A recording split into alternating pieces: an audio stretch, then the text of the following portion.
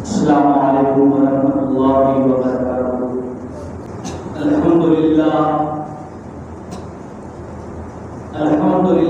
نحمدہ ونستعینہ ونستغفرہ ونؤمن بہ ونتوکل علیہ ونعوذ باللہ من شرور انفسنا ومن سیئات اعمالنا من يهده الله فلا مضل له ومن يضلله فلا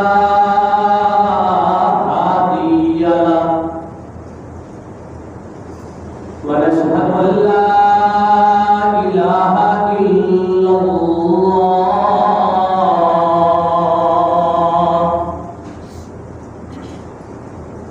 وحده لا شريك له ونشهد أن محمدا عبده ورسوله أما بعد فأعوذ بالله من الشيطان الرجيم بسم الله الرحمن الرحيم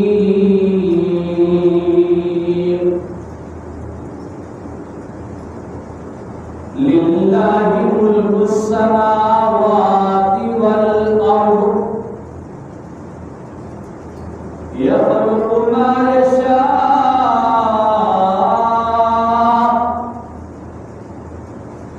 يهب لمن يشاء إناثا ويهب لمن يشاء ويهب لمن يشاء الذكور وقال النبي صلى الله عليه وسلم إنما بعثت معلما أو كما قال النبي صلى الله عليه وسلم اللهم انصرنا على القوم الكافرين اللهم صل على محمد وعلى آل محمد كما صليت على إبراهيم وعلى آل إبراهيم إنك حميد مجيد اللهم بارك على محمد وعلى آل محمد كما باركت على إبراهيم وعلى آل إبراهيم إنك حميد مجيد صدق الله مولانا العظيم وصدق رسوله النبي الكريم ونحن على ذلك لمن الشاهدين والشاكرين والحمد لله رب العالمين۔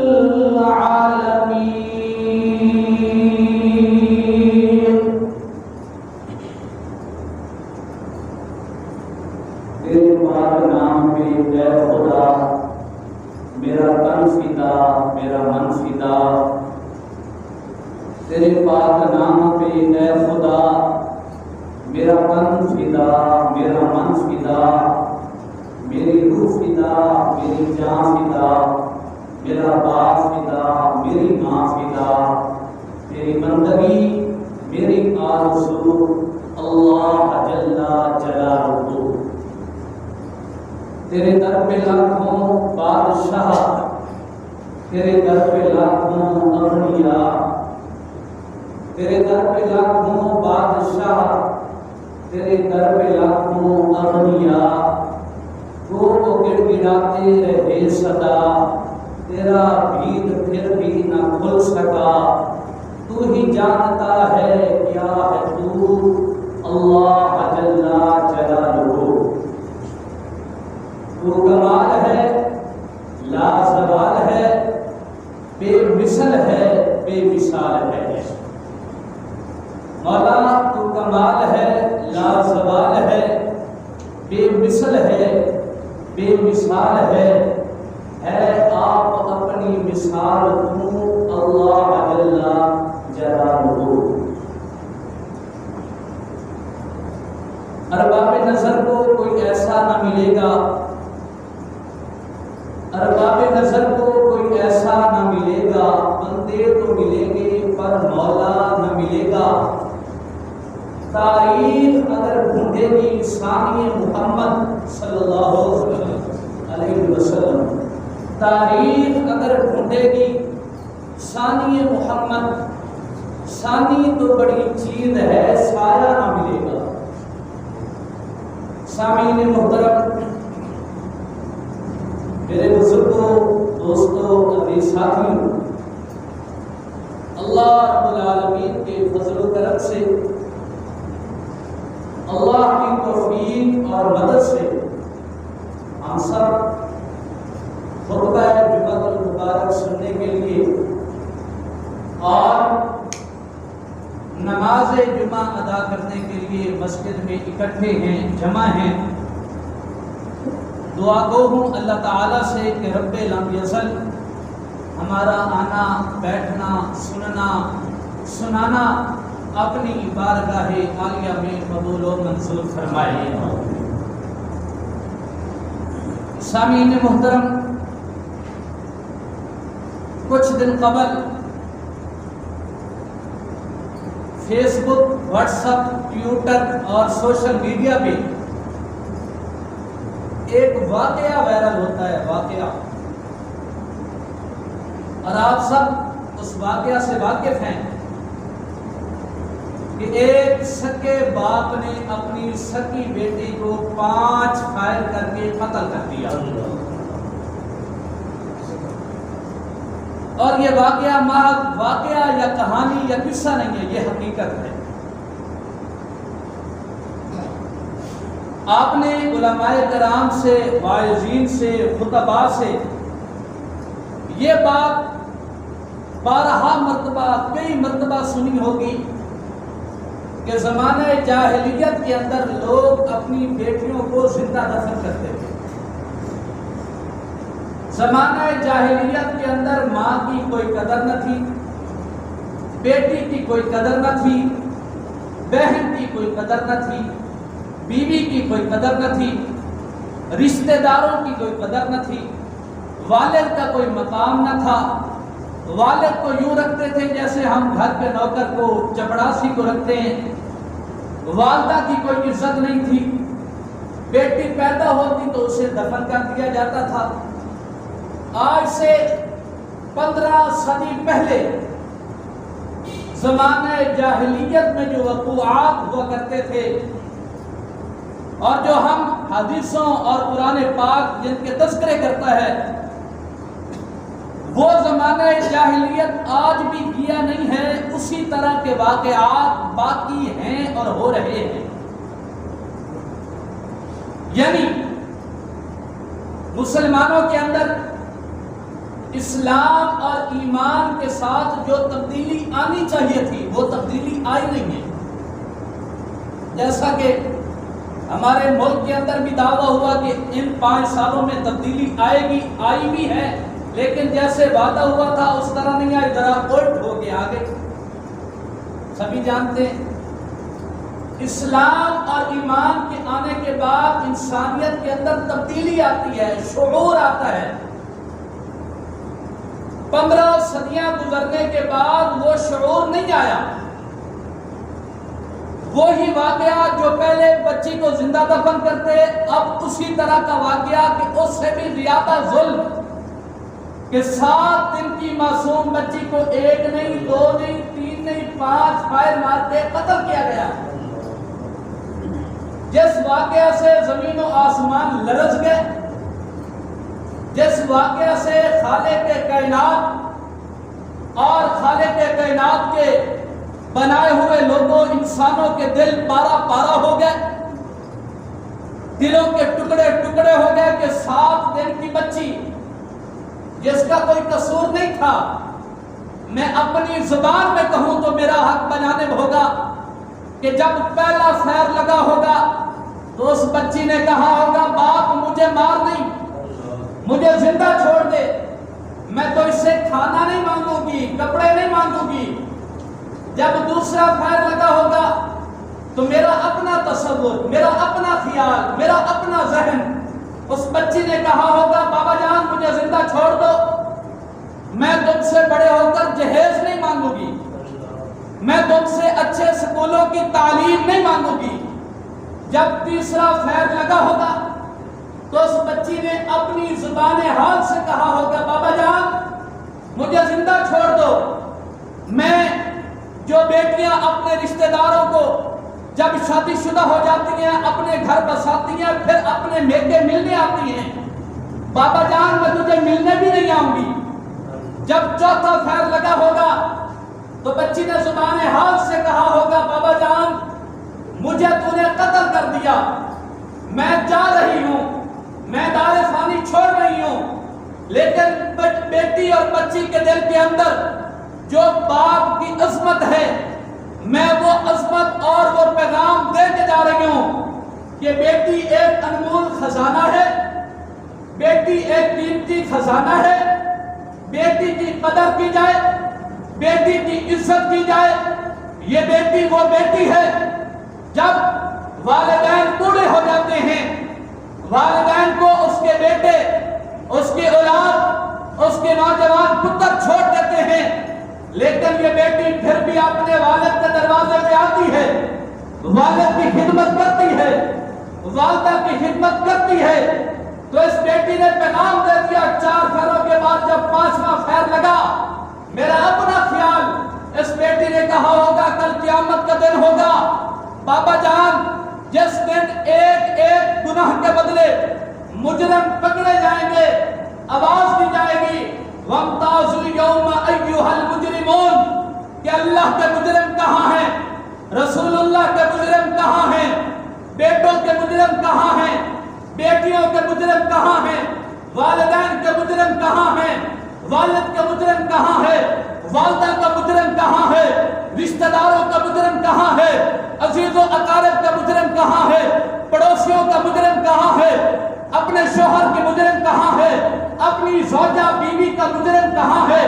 جب سارے مجرم الگ الگ کیے جائیں گے، بابا جان آپ میرے والد ہیں، آپ میرے پاپا ہیں، آپ میرے لیے قابل عزت ہیں، جب مجرم الگ الگ ہو جائیں گے تیری باری آئے گی، میں تیری بیٹی ہوں، میں تیری بیٹی ہوں، بیٹی اللہ کی رحمت ہوتی ہے، کل اللہ کے دربار میں تجھے مجرموں کی صف میں کھڑا نہیں ہونے دوں گی، بلکہ میں اللہ سے گزارش کروں گی، اپیل کروں گی، یا اللہ جب تو نے بیٹی کو رحمت بنایا میں تو اس باپ کے لیے رحمت ہوں، یا اللہ میں رحمت سفارش کرتی ہوں کہ اس باپ کو مجرموں کی صف سے نکال کے جنت کا داخلہ دے دے۔ میرے باپ میں تیری شکایت قیامت والے دن بھی نہیں کروں گی۔ سنتے پہ ذرا آپ اجاگر ہو کے بیٹھے کہ بیٹی کو باپ سے محبت اتنی ہے کہ کبھی بیٹی اپنے باپ کی شکایت کرتی دنیا میں نہیں کرتی، وہ تو آخرت ہے، وہاں بھی وہ بیٹی کہے گی کہ یا اللہ میں اس باپ کی سفارش کرنی آئی ہوں، میں اس باپ کو بخشانا چاہتی ہوں، باپ نے ظلم کیا لیکن بیٹی پھر بھی رحمت بن کے جہنم کے درمیان آڑ بن جائے گی. میرا باپ جہنم میں نہیں جائے گا، کہاں جائے گا؟ جنت میں جائے گا. اپنی بات نہیں کر رہا، کسی مولوی، عالم، پیر، واعظ، خطیب، مقرر اور دانشور سکالر کی بات نہیں کر رہا. کائنات کے سردار حضرت محمد رسول اللہ صلی اللہ علیہ وسلم نے ارشاد فرمایا، وہ بندہ جس کو اللہ نے 2 بیٹیاں دی ہوں، پھر اس نے ان بیٹیوں کی پرورش کی ہو، پرورش کرنے کے بعد ان کا صحیح طریقے سے اچھی جگہ پہ نکاح کر دیا. کائنات کے سردار نے فرمایا، میں کائنات کا سردار، میں کالی کملی والا، میں شاہد عالم، میں امام دو عالم، میں کائنات کا سردار ضمانت دیتا ہوں کہ جس نے اپنے 2 بچیوں کی صحیح طریقے سے پرورش کی، کل قیامت کے دن میں محمد اسے جنت میں ساتھ لے کے جاؤں گا. جنت میں بیٹی رحمت ہے. یہ الگ بات ہے کہ آج کی دنیا کفر اور ضلالت کے اندھیرے میں آ گئی ہے. جیسے اسلام کے آنے سے پہلے دنیا کے اندر تاریکی تھی، اندھیرا تھا، یہ الگ بات ہے.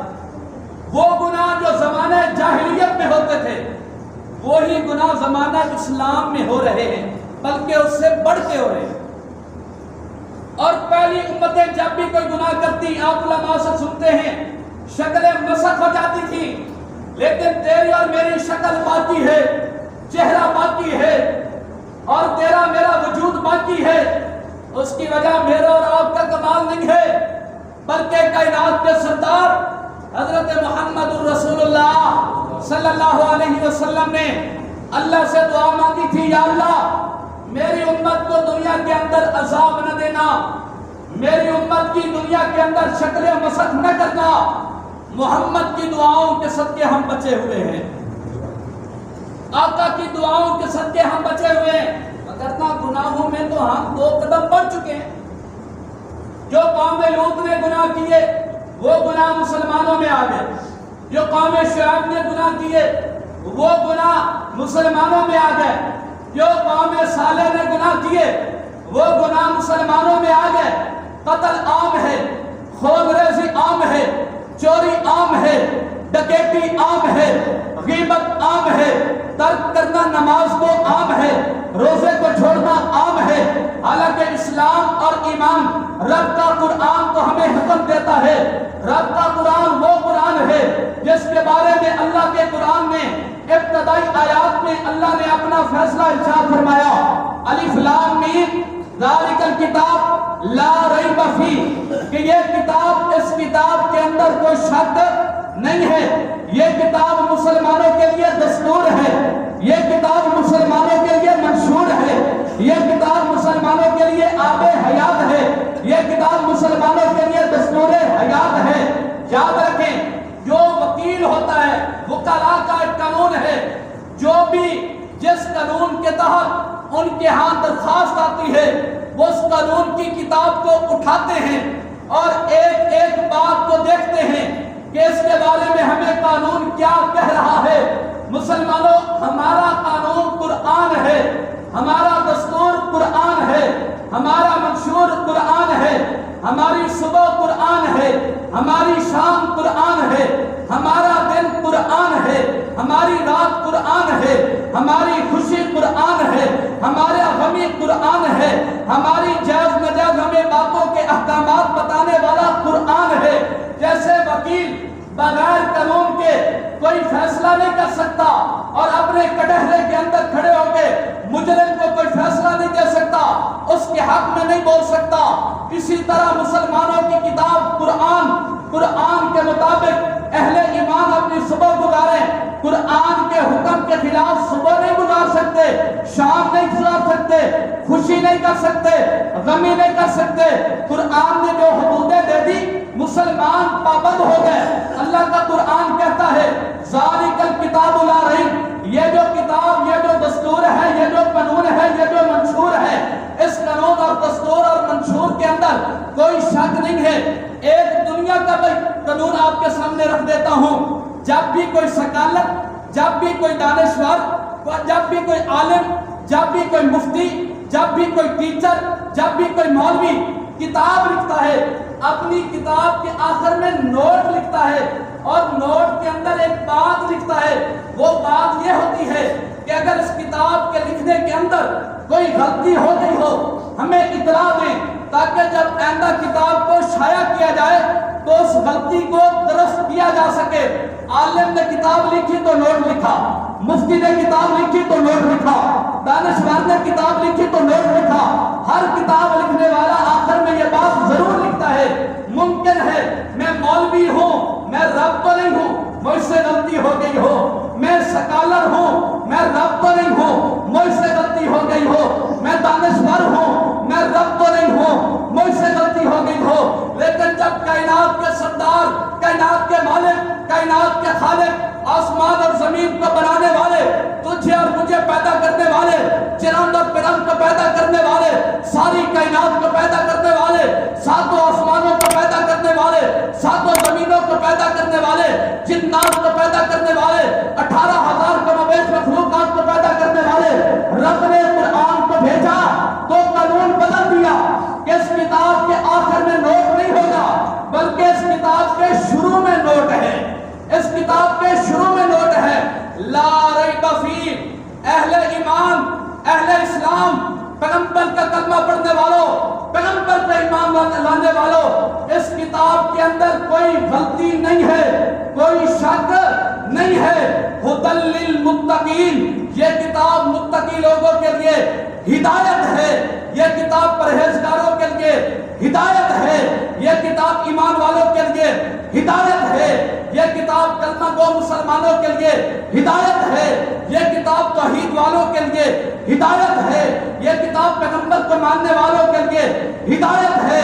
مسلمانوں، اگر یہ دستور اور منشور، یہ کتاب ہماری زندگی میں آ جائے تو ہماری پریشانیاں، مشکلات ساری حل ہو جائیں، کیونکہ جب رب کے قانون اور قرآن کے مطابق ہم اپنی زندگی گزاریں گے تو اللہ نے قرآن کے اندر وعدہ کیا ہے کہ اللہ کے قرآن کے مطابق زندگی گزارنے والا بندہ دنیا میں بھی کامیاب ہے اور آخرت میں بھی کامیاب ہے۔ تو یہ رب کا قرآن جو ہمارے لیے فیصلہ کرتا ہے وہ یہی ہے کہ اپنی بیٹیوں سے محبت کی جائے۔ میری تمہید کو سمجھنا، للہ ملک السماوات والارض، اللہ نے ارشاد فرمایا ساری کائنات کو بنانے والا، ساری کائنات پہ حکومت کرنے والا، بادشاہوں کا بادشاہ للہ اللہ ہے یا نہیں ہے؟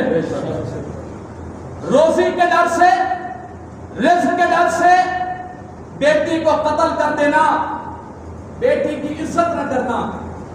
اللہ قرآن میں کہتا ہے یخلق ما یشاء، تم کہتے ہو یہ جو واقعہ ہوا، اس واقعہ کی بنیادی وجہ یہی تھی کہ میں نے تو بیٹی نہیں چاہی تھی، میں نے تو بیٹا لینا تھا۔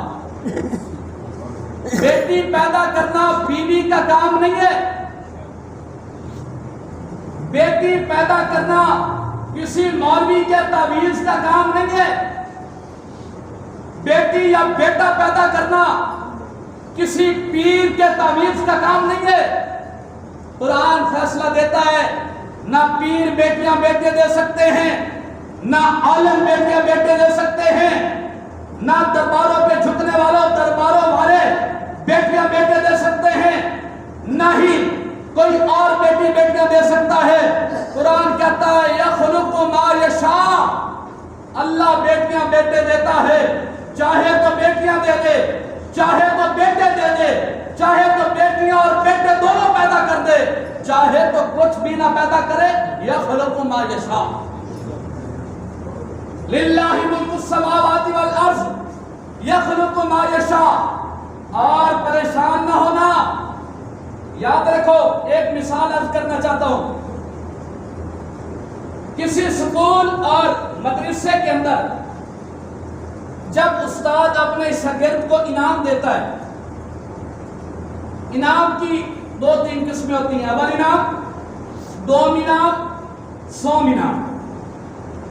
اسے اول انعام ملتا ہے وہ اپنے استاد کو پیارا ہوتا ہے یا نہیں ہوتا؟ ہوتا ہے نا. چوپ کتنی بیٹھی ہوئے کیا تسی سکول کھیلنے پڑے؟ جس کا اول انعام آئے جو پوزیشن لے استاد کو اس سے تبھی محبت ہوتی ہے یا نہیں ہوتی؟ ہوتی ہے. اول نمبر پہ آنے والا پہلے ہے، استاد کو اس سے محبت زیادہ ہے. دوسرے نمبر پہ آنے والے کو استاد پیار بھی دیتا ہے، محبت اس سے بھی کرتا ہے. تیسرے نمبر والے سے بھی ہے، استاد محبت کرتا ہے، لیکن پہلے نمبر پہ آنے والا استاد کو زیادہ پسند ہوتا ہے. قرآن نے جب بیٹی اور بیٹوں کا تذکرہ کیا تو قرآن پہلے بیٹے کو نہیں لے کے آیا، قرآن پہلے بیٹی کو لے کے آیا. یَهَبُ لِمَن یَشَاءُ اِنَاثًا وَیَهَبُ لِمَن یَشَاءُ الذُّکُورَ.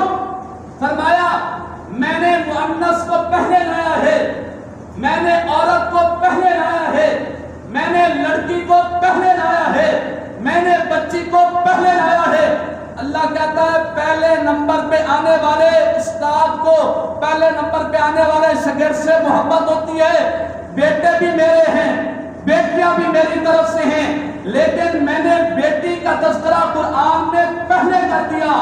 اللہ کے قرآن سے یہ معلوم ہو گیا کہ اللہ کو بھی بیٹی سے زیادہ محبت ہے. یہ پوائنٹ کی بات ہے، نقطے کی بات ہے. دانشور اور سمجھدار لوگ آپ میں سے سمجھ گئے ہوں گے کہ اللہ بیٹی کو پہلے لے کے آئے، بیٹے کو بعد میں لے کے آئے. جن کی پہلے بیٹیاں پیدا ہوتی ہیں پریشان ہونے کی ضرورت نہیں ہے. تمہارے گھر کے اندر رحمت آئی، اور ایسی رحمت آئی جس رحمت سے رب کائنات پیار کرتا ہے.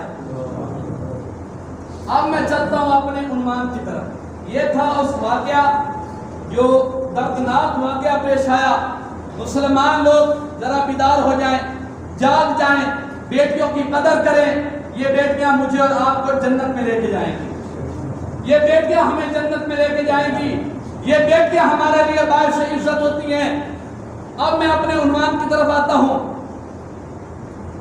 ابھی شعبان کا مہینہ ہے اور رمضان المبارک کا مہینہ بالکل قریب ہے.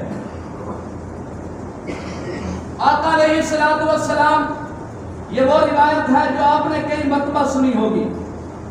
آقا علیہ السلام منبر پہ پہلا قدم رکھتے ہیں، فرماتے ہیں آمین. دوسرا قدم رکھتے ہیں، فرماتے ہیں آمین. تیسرا قدم رکھتے ہیں، فرماتے ہیں آمین. صحابہ نے بعد میں پوچھا یا رسول اللہ صلی اللہ علیہ وسلم، آپ نے ہمیں قریب کیا، پھر آپ نے منبر پہ پہلا قدم رکھا، آپ نے کہا آمین، پھر آپ نے دوسرا قدم رکھا، آپ نے کہا آمین، پھر آپ نے تیسرا قدم رکھا، آپ نے کہا آمین. یا رسول اللہ وجہ کیا ہے؟ ایسا واقعہ تو ہم نے پہلے کبھی نہیں دیکھا. آج جو آپ نے کیا ہے، مسلمان لوگوں، یہ زندگی مختصر زندگی ہے، یہ زندگی ختم ہونے والی زندگی ہے، یہ زندگی عارضی زندگی ہے، جگہ جی لگانے کی دنیا نہیں ہے. یہ عبرت کی جا ہے، تماشا نہیں ہے. یہ عبرت ہے، یہ 4 دن کی زندگی ہے. کیا مان بگانی چیز تے ہر قدم سمجھ کے چا سجنا، متا دوجھا ساتھ نہ آوے، نہ رب دی یاد بھلا سجنا. ہو کے غافل موت بھلا بیٹھو، دل دنیا نال تلا بیٹھو. جنہ کپڑیاں وچ تیرے ساہ نکلے وہ بھی لیسن یار لہا سجنا. کیا مان بگانی چیز تے ہر قدم سمجھ کے چا سجنا. اس زندگی کا کوئی مان نہیں ہے. دنیا تے بھاوے خان سڑا، چودھری سڑا، دنیا تے بھاوے ماں سڑا، پر کسی مسکین دا دل نہ دکھا. مسکین دی ہاں قرآن گواہ، دیتی رب دا عرش ہلا سجنا. کیا مان بگانی چیز تے ہر قدم سنبھل کے چاہ سکنا. ہر قدم مسلمان سوچ سمجھ کے اٹھائے کہ میرا یہ قدم کہیں اللہ کے حکم کے خلاف تو نہیں جا رہا. آقا نے پہلا قدم رکھا آمین، دوسرا قدم رکھا آمین، تیسرا قدم رکھا آمین۔ صحابہ بولے یا رسول اللہ آپ نے کبھی پہلے ایسا نہیں کیا، آج کیوں کیا؟ کائنات کے سردار نے کہا صحابہ جب میں نے پہلا قدم رکھا جبرائیل آئے اور کہا یا رسول اللہ کا پیغام ہے، میں بد دعا دینے لگا ہوں، آپ نے آمین کرنی ہے۔ پہلا قدم رکھا، جبرائیل نے کہا یا رسول اللہ بدبخت ہے وہ آدمی، ذلیل ہو جائے وہ آدمی جو رمضان المبارک کے مہینے کو پائے اور اپنی بخشش مغفرت نہ کروا سکے، اپنی مغفرت نہ کروا سکے، بخشش نہ کروا سکے۔ یا رسول اللہ میں بد دعا دینے لگا ہوں، آپ نے آمین کرنی ہے۔ اگر جبرائیل بد دعا دیتا اور جبرائیل ہی آمین کہتا، دعا تب بھی قبول تھی، دعا تب بھی قبول تھی، لیکن جبرائیل نے بد دعا دی، اللہ کے حکم سے دی، کائنات کے سردار نے آمین کہی۔ اب اس دعا کے قبولیت کے اندر کوئی شک ہے؟ کوئی شک ہی نہیں۔ ہم تو اسے مسلمان ہی نہیں مانتے جو آقا کی ذات یا آقا کی بات پہ شک کرتا ہے، ہم اسے مسلمان ہی نہیں مانتے۔ اب اللہ کے رسول نے کہا آمین۔ یاد رکھو وہ مسلمان لوگ جو رمضان کے مہینے کو پاتے ہیں، روزے نہیں رکھتے، رسول اللہ کی بد دعائیں اس کے ساتھ ہیں۔ اگر مجھے کوئی پیر بد دعا دے میں اس کے قدموں پہ گر جاتا ہوں، یہاں تک کہ اگر پیر ناراض ہو جائے تو میں نالی کا گندا پانی بھی اپنے اوپر مل لیتا ہوں، میرا پیر ناراض ہو گیا ہے۔ ایسی دنیا بھی موجود ہے، ایسے لوگ بھی موجود ہیں۔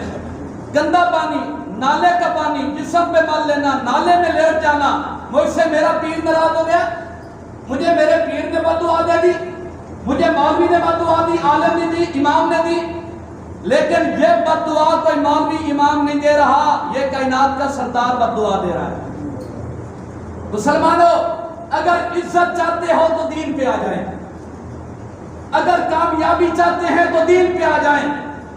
نماز چھوڑنے کے اندر سکون نہیں ہے، روزے چھوڑنے کے اندر سکون نہیں ہے، تلاوت قرآن کو چھوڑنے کے اندر سکون نہیں ہے۔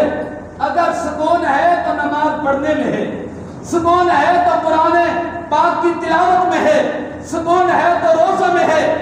اب اس سال رمضان کا مہینہ آ رہا ہے، عہد کر لو، ارادہ کر لو، یا اللہ تو نے ہمیں صحت تندرستی والی زندگی دی تو انشاءاللہ ہم اس سال رمضان کے روزے رکھیں گے انشاءاللہ۔ ڈھیلی ہے لگتا ہے، ارادہ اچھا ہے انشاءاللہ۔ ہاں انشاءاللہ اگر تو نے اللہ ہمیں زندگی دی، صحت دی، ہم روزے رکھیں گے۔ یہ روزہ میں نے اپنے لیے رکھنا ہے۔ پھر آقا نے دوسرے منبر پہ پاؤں رکھا، حدیث پوری کر دیتا ہوں۔ جبرائیل نے کہا ذلیل ہو جائے وہ بندہ جو لفظ محمد سنے اور صلی اللہ علیہ وسلم نہ کہے، ذلیل ہو جائے، آپ پہ درود نہ پڑے۔ آقا نے فرمایا آمین۔ پھر تیسری سیڑھی پہ قدم رکھا، کہا یا رسول اللہ ذلیل ہو جائے وہ بندہ جو اپنے ماں باپ کو بڑھاپے کی حالت میں پائے اور پھر ان کی خدمت کر کے بخشش نہ کروا سکے، وہ بندہ ذلیل ہو جائے۔ کائنات کے سردار نے فرمایا آمین۔ نوجوان بیٹھے ہو، اپنے ماں باپ کی خدمت کرو۔ ماں باپ ایک ایسا سرمایہ ہے، جب یہ ایک بار ہاتھ سے چلے جائیں پھر ساری کائنات کی دولت خرچ کر لو، ہیرے جواہرات کے ڈھیر لگا دو، لیکن ماں باپ کی دولت ہاتھ آ سکتی، مل سکتی؟ پھر یہی ہوتا ہے اب کیا پچھتائے جب چڑیاں چگ گئی، پھر پچھتانے کی ضرورت نہیں ہے۔ نوجوانوں اپنی حلال کمائی میں سے، اپنے حلال پیسہ میں سے، رزق حلال میں سے اپنی ماں پہ خرچ کرو، اپنے باپ پہ خرچ کرو۔ یہ ماں باپ پہ خرچ کرنا آپ کا ضائع نہیں جائے گا، قرآن کا فیصلہ ہے، اللہ اس کا اجر دنیا میں بھی دے گا اور آخرت میں بھی دے گا۔ اگر میں 500 کماتا ہوں اور 50 روپے میں جا کے ماں کی تلی پہ رکھ دیتا ہوں، 20 روپے ماں کی تلی پہ رکھ دیتا ہوں، 30-40 روپے اپنے باپ بزرگ کی تلی پہ رکھ دیتا ہوں، تو تیرا 30-40 سے جانا کچھ نہیں ہے، بلکہ تیرا بہت کچھ بن جانا ہے۔ یہ 30-40 تو نے ایسے اکاؤنٹ کے اندر جمع کیے ہیں کہ تیرے پیسے اب بڑھتے جا رہے ہیں۔ جنہوں نے ماں باپ کی خدمت کی ہے انہوں نے دنیا میں عزت کمائی ہے، انہوں نے دنیا میں شہرت کمائی ہے، انہوں نے دنیا میں ایک نام پیدا کیا ہے، انہوں نے دنیا میں ایک نام اور مقام پیدا کیا ہے۔ نوجوانوں، سکول کی پڑھائی ہو، مدرسہ کی پڑھائی ہو اور والدین ناراض ہوں تو یاد رکھو کبھی میں اپنے اچھے مقام کو نہیں پہنچ سکتا، کبھی بھی نہیں پہنچ سکتا۔ میں دل لگا لوں، میرا میٹرک، ایف اے، بی اے اور ایم اے سے جتنے مکمل نمبر ہیں 1100/11 آ رہے ہیں، 1200/12 آ رہے ہیں، یا جتنے نمبر بڑھا رہے ہیں برابر کے نمبر آ رہے ہیں، میں اپنا معاشرے میں اچھا مقام پیدا نہیں کر سکتا اگر مجھ سے میرے ماں باپ ناراض ہیں تو۔ رزق ربی فی رضا الوالد وسخط الربی فی سخط الوالد۔ کائنات کے سردار نے فرمایا اگر والد راضی ہے تو رب راضی ہے، اگر والد ناراض ہے تو رب بھی ناراض ہے۔ میں نے مختلف فولڈر میں سے توحید والا فولڈر بھی آپ کے سامنے تھوڑا سا کھولا ہے، بیٹی کی عظمت کا فولڈر بھی آپ کے سامنے کھولا ہے، اور اسی طرح ماں باپ کی عزت اور مقام کا فولڈر بھی آپ کے سامنے کھولا ہے۔ اب میں آخر میں ایک بات آپ سے کر کے اپنی بات بالکل ختم کرنے لگا ہوں۔ یاد رکھو قرآن کی تلاوت آج ہمارے اندر سے چلی گئی ہے، تلاوت قرآن ختم ہو گئی ہے۔ تھوڑی تھوڑی سی باتیں انشاءاللہ مجھے اور آپ کو فائدہ ضرور ہوگا۔ یہ قرآن آسمانی بارش کی طرح ہے، آسمانی بارش کی طرح ہے۔ جب آسمان سے زمین پہ بارش برستی ہے تو اس بارش سے زمین زرخیز ہو جاتی ہے۔ قرآن کہاں سے آیا ہے؟ آسمان سے آیا ہے۔ بارش کہاں سے آتی ہے؟ آسمان سے آتی ہے۔ قرآن کس نے نازل کیا؟ اللہ نے نازل کیا۔ بارش کون نازل کرتا ہے؟ اللہ نازل کرتا ہے۔ اگر بارش زمین پہ آئے زرخیز زمین ہو جاتی ہے، لیکن کلر والی زمین، بنجر زمین اور یہ جہاں اروڑی وغیرہ پڑی ہوتی ہے اسے کچھ فائدہ ہی نہیں ہوتا۔ کلر والی زمین کو بارش کا فائدہ نہیں ہوتا، بنجر زمین کو فائدہ نہیں ہوتا، یہ اروڑی وغیرہ جہاں پڑی ہوتی ہے زمین کو بھی فائدہ نہیں ہوتا۔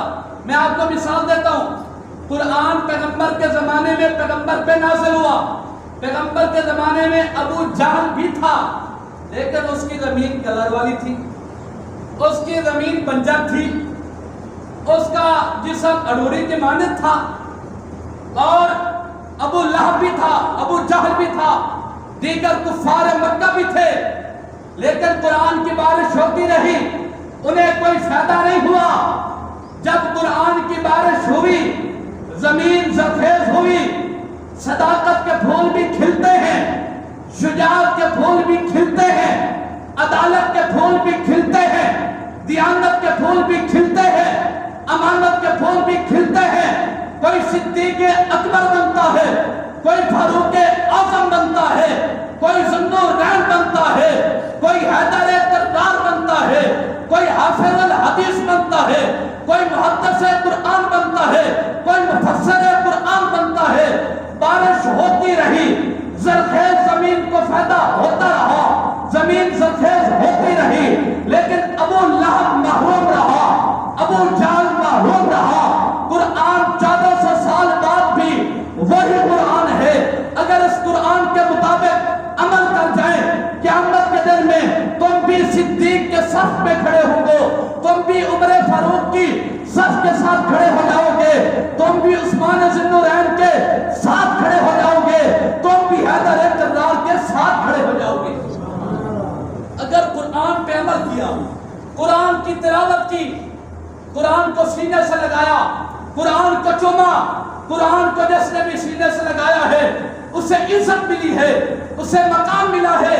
بالکل بات ختم۔ ایک ہمارے بزرگ تھے وہ کہا کرتے تھے مولوی دی آخری گل، شاعر دا آخری شعر، نعت خان دا آخری فکرہ بڑا لمبا ہوتا ہے، لیکن اے واقعتاً آخری گل۔ آپ کی گھر کی الماری میں یا مسجد کی الماری میں قرآن پڑھا ہے یا نہیں پڑھا؟ پڑھا ہے؟